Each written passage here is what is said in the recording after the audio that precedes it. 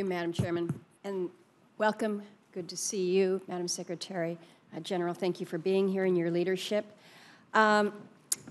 We talk a lot about the various aircraft, the equipment, but I think we know that as good as that may be, if we fail to invest adequately in our soldiers, that's where we fail. That's where we have the vulnerabilities.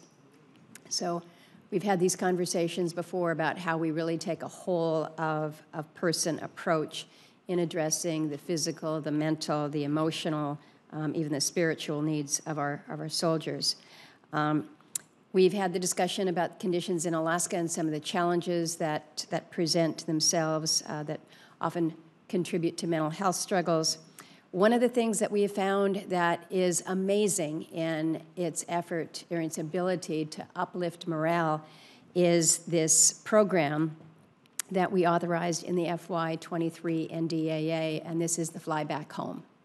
When particularly a junior service member who is maybe in Alaska and calls New York or Maine home, the cost of an airplane ticket is prohibitively expensive. And so when we put this in place, what we saw was not only good, strong usage of it, but excitement about what it did. It basically gave people something to look forward to, and in terms of a mental health boost, it was really quite considerable. So, General George, I would ask if you would speak to the value of such a program for our soldiers, and Secretary, if you can then comment as to whether the Army intends to restart the flyback program.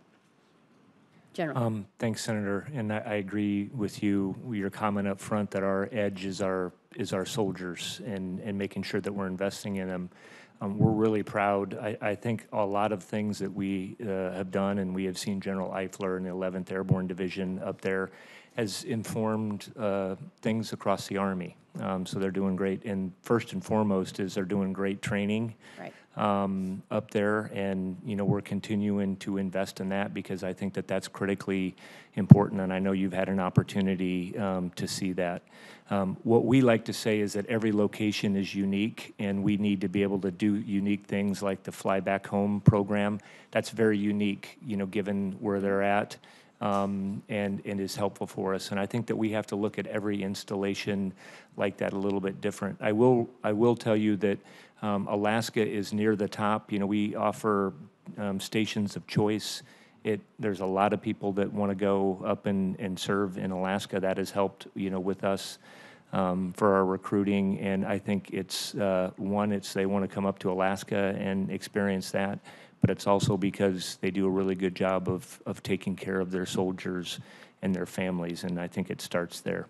We're making some headway, but again, it's these little things. Secretary, can you comment on whether or not there's any intention to restart the program? Certainly, Senator Murkowski. I think what I'd like to do is, you know, as you know, we have the Fly Home program. We also have the remote conditions and austere incentive pay for Wainwright and J. Bear. And have spent, I think, over $25 million on that. And then our vice chief right now is really stepping back and reviewing our MTO for the entire 11th Airborne Division to see if we're investing it the way that we need. What I'd like to do is commit to you to look at whether to look at the cost benefits of restarting the Fly Home program. We are under a flat top line, so every dollar we're constantly in a Peter and Paul situation. But I know it was a popular program, and I would commit to you that we will look at that, but I'd like to look at it in the context of some of the other programs that we're doing. Well, and since you raised the MTO, it really does speak to the gaps that we're seeing there with the 11th, including the lack of the MTO, the equipment to define what equipment is appropriate for the Arctic, the lack of the division artillery, the lack of sustainment brigade, the lack of an aviation headquarters. So I'm glad to know that you are reviewing that. I'm hopeful that we're going to see some progress on this soon, that this is not something that we're going to be studying for a long while.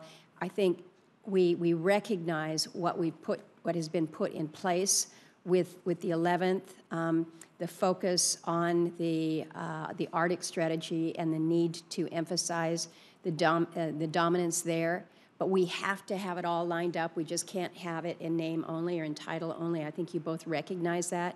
So I don't know if you can inform me as to timing on what we might expect for progress on this.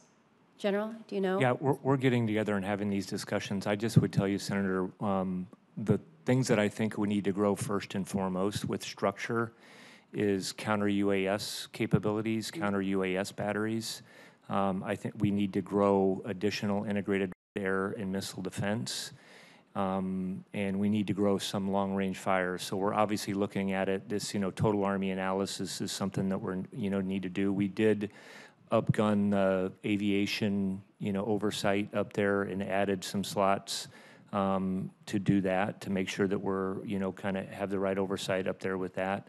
But I'm just putting it in context that if we're going to grow capabilities, it would be my recommendation that we would grow some of these other things first. I'm not saying that those aren't all, that aren't important, but we would need to grow those other capabilities first.